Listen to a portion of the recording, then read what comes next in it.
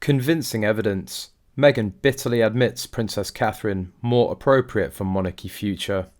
During her time as a working royal, the Duchess of Sussex worked with a number of charities and launched some important projects. Her interests included mental health, women's rights, and bringing communities together, such as the victims of the Grenfell Tower tragedy with the cookbook Together, Our Community Cookbook. Meghan's history of charity work is well known, and she was an active supporter of many organisations before she married Prince Harry. Her work included being a World Vision Ambassador in 2016, and she visited women in the urban slums of Mumbai to empower them to become businesswomen with the Mina Mahila Foundation. Owing to Meghan's interest in charity work, many experts were surprised that she didn't stay in the royal family for longer than she did.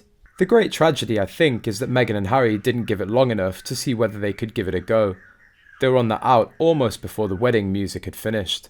The Princess of Wales has visited Colum Manor Children's Centre in Hillingdon on behalf of the Maternal Mental Health Alliance, who she's a patron of.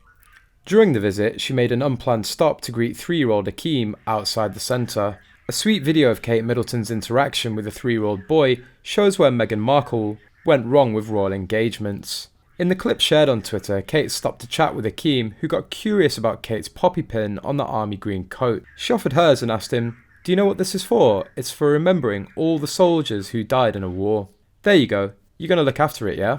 The 3-year-old nodded and said yeah. Journalist Rhiannon Mills caught the spontaneous moment on camera and said, "It's not every day you get a poppy from a princess." In a brief exchange with 3-year-old Akeem, Kate showed the public that she's up for the gig and genuinely seems to enjoy what she does. Royal commentator Daniela Elsa compared this to Meghan, who she believed never quite grasped the royal outings. As an American, she, Meghan Markle, did not grow up with the same innate understanding of our relationship to the monarchy as anyone in the UK or Australia. Daniela claimed she once saw a description that the US view of the royal family like nationalised Kardashians, in that they're celebrity relics that are still somehow part of the constitutional architecture of Britain. But I reckon the reality is that they are much more like civil servants, albeit ones who live in palaces, who are required to get up day after day and prove their worth over and over and again. The commentator noted how in Tina Brown's The Palace Papers, it was alleged Meghan hated every second of a royal tour to South Africa. Royal correspondent Valentine Lowe